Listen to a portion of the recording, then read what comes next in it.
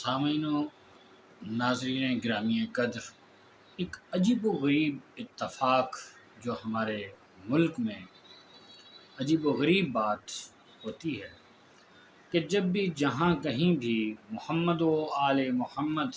علیہم السلام کا تذکرہ اور ذکر کیا جاتا ہے یا ان کے فضائل بیان کیے جاتے ہیں تو کچھ لوگ کچھ مخصوص شخصیات کو ان کے مقابلے میں لا کر فضائل بیان کرنا شروع کر دیتے ہیں یا ان کی بات کرنا شروع کر دیتے ہیں، حالانکہ محمد و آل محمد کے فضائل اور جو کچھ بھی ان کے حوالے سے کہا اور سنا جاتا ہے وہ اکثر و بیشتر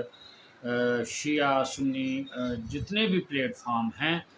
وہاں سے جہاں پہ بھی فضائل محمد و آل محمد بیان کیے جاتے ہیں ان کا زیادہ تر ماخذ جو ہے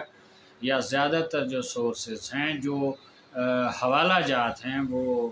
ہماری اہل سنت کی کتابوں ہی سے دیے جاتے ہیں۔ لیکن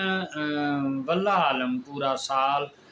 سینکڑوں نہیں، ہزاروں نہیں، لاکھوں مساجد میں پاکستان میں علماء کرام دیہاتوں سے لے کر بلکہ یہاں تک کہ ایک گلی اور ایک محلے اور ایک چک اور ایک گاؤں میں چار چار مساجد ہیں مختلف مکاتب فکر کی، جس میں زیادہ تر اہل سنت کی مساجد ہوتی ہیں، تو پورا سال ان کو آزادی ہوتی ہے، فری ہینڈ ہوتا ہے کہ وہ جو چاہیں اور وہ بیان کر سکتے ہیں، اور جس شخصیت کے حوالے سے بھی وہ بات کرنا چاہیں ان پر کوئی قدغن نہیں ہوتی، کوئی پابندی نہیں ہوتی۔ لیکن عجیب و غریب بات یہ ہے کہ جب کہیں بھی اور کسی بھی حوالے سے کسی بھی مخصوص ایام کے حوالے سے محمد و آل محمد کا تذکرہ جب ہوتا ہے تو لوگوں کو عین ان دنوں میں یا ایام میں کچھ مخصوص شخصیات کے حوالے سے بات کرنا ضروری محسوس ہوتا ہے۔ تو ہم آج ایک اور پیرائے سے، ایک اور انداز سے ہم ایک بات کرتے ہیں کہ چلو یہ چھوڑیں کہ کون کیا کرتا رہا، اس پہ بات کرتے ہیں کہ کس نے کیا نہیں کیا۔ تو تمام لوگ جانتے ہیں کہ سرکار دو عالم صلی اللہ علیہ وآلہ وسلم، تاجدار انبیاء، خاتم الرسل، خاتم الانبیاء، نبی کریم صلی اللہ علیہ وآلہ وسلم نے زندگی بھر یہ سوچنا بھی گناہ ہے کہ کبھی زندگی بھر بتوں کے آگے نہیں جھکے اور شراب نوشی نہیں کی، اور آپ سرکار دو عالم صلی اللہ علیہ وآلہ وسلم کے آباء و اجداد میں سے کبھی کسی نے کوئی ایسا فعل سر انجام نہیں دیا جسے بعد میں ہی صحیح لیکن اسلام نے جس کو غلط کہا ہو اور جس پر کوئی پابندی لگائی ہو، جس کو حرام قرار دیا ہو، ایسا کوئی فعل سرکار دو عالم صلی اللہ علیہ وآلہ وسلم کے بظاہر اعلان نبوت سے پہلے اور ان کی پیدائش سے پہلے یا ان کے ظہور سے پہلے، دنیا میں ان کی آمد سے پہلے بھی ان کے آباء و اجداد، آپ بڑی اچھی طرح سمجھ رہے ہیں کہ اولاد ابراہیم میں سے، آل ابراہیم میں سے جو سرکار دو عالم صلی اللہ علیہ وآلہ وسلم کے بزرگواران تھے، کسی نے بھی کبھی کوئی ایسا فعل سرزد کسی سے نہیں ہوا جو بعد میں بھی جا کے اسلام کی نظروں میں معیوب ہو، جھوٹ ہو، یا ایسا کام ہو جس کو پابندی جس پہ لگائی گئی ہو، جس کو حرام قرار دیا گیا ہو۔ لیکن اور اسی طرح سرکار مولا علی مشکل کشا نے زندگی بھر نہ خود شراب پی اور نہ ان کے آباء و اجداد نے، جو کہ ایک ہی تھے، ایک ہی گھرانہ تھا رسول اکرم صلی اللہ علیہ وآلہ وسلم کا، اور اسی طرح آپ کی اولاد میں سے بھی کسی نے اس قسم کی کوئی فعل سر انجام نہیں دیا کہ جسے اسلام میں اسلام کی تعلیمات کے یا اسلام کے اعلان کے بعد، اسلام کی تعلیمات آنے کے بعد، قرآن کریم کے حوالے سے، قرآن کریم کے نزول کے حوالے سے جن پہ اوپر کوئی پابندی لگائی گئی ہو، ایسا کوئی فعل سرکار مولا علی مشکل کشا یا ان کی اولادوں میں سے آج تک کسی نے یعنی جو ائمہ علیہ السلام 12 امام 14 معصومین علیہ السلام ہیں، ان میں سے کسی نے کوئی ایسا فعل سر انجام نہیں دیا۔ اور جبکہ ہم دوسری طرف دیکھتے ہیں کہ تمام جتنے بھی بزرگواران جنہوں نے اسلام قبول کیا، وہ اسلام سے پہلے بت پرستی بھی کرتے رہے، شراب نوشی بھی ہوتی رہی، یا جو بھی اسلام میں بعد میں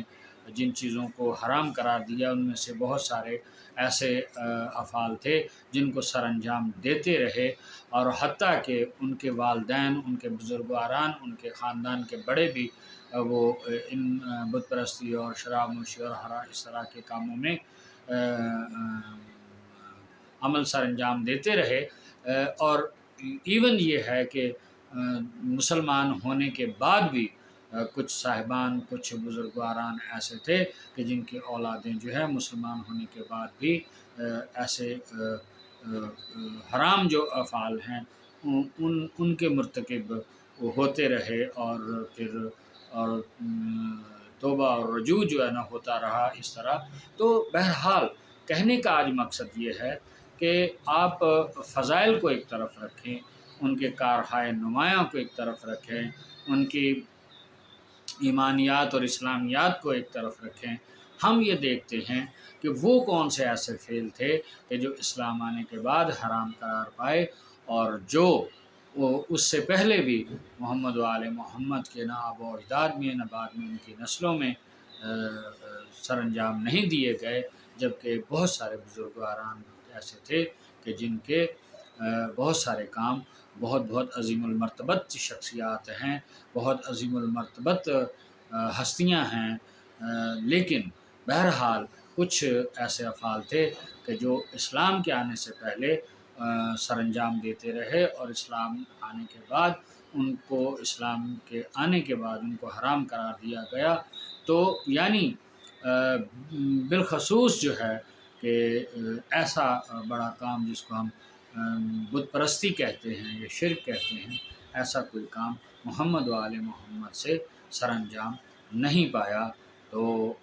وہ لوگ کہ جو اسلام سے پہلے ہی صحیح جو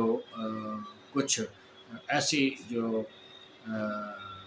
فعل ہیں، ایسے کام ہیں کہ جن کو بعد میں اسلام نے ناجائز قرار دیا، حرام قرار دیا، اس کے مرتکب ہوتے رہے ہیں، وہ ان کے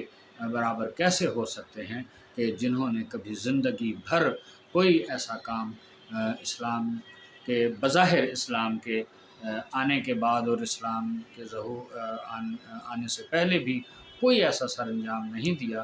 تو وہ ہستیاں یہی وجہ ہے کہ جنہوں نے کوئی چھوٹی سے چھوٹی لغزش، غلطی، کوتاہی نہ صرف مسلمانان عالم بلکہ غیر مسلموں میں بھی آج تک 12 امام 14 معصومین علیہ السلام میں کوئی ان کا عیب تلاش نہ کر سکا، ان میں کوئی کوتاہی تلاش نہ کر سکا، کوئی برا کام تلاش نہ کر سکا۔ اسی لیے ہم یہ کہتے ہیں کہ رہبر وہ ہوں جو معصوم ہوں، جو جن سے جو ہادی وہ ہو سکتے ہیں، ہدایت وہ کر سکتے ہیں، کہ جو کبھی بھی زندگی میں کوئی ایسا کام جنہوں نے نہ کیا ہو کہ جس کی تبلیغ کرنے پر، لوگوں کو جس کا درس دینے پر کوئی یہ کہہ سکتا ہو کہ کل تک آپ بھی معاذ اللہ یہ کام کرتے رہے ہیں، تو آج ہمیں آپ روک رہے ہیں، تو کیوں کر روک سکتے ہیں آپ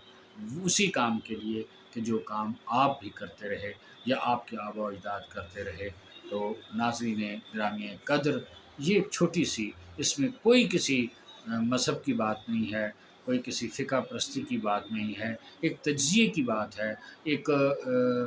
فکر کی ہے، لمحہ فکریہ کی بات ہے جو ہم نے بیان کیا۔ تو اللہ تعالی ہم سب کو محمد و آل محمد پنجتن پاک 12 امام 14 معصومین علیہ السلام کے راستے پر چلنے کی توفیق عطا فرمائے۔ آمین ثم آمین۔ وآخر دعوانا ان الحمد للہ۔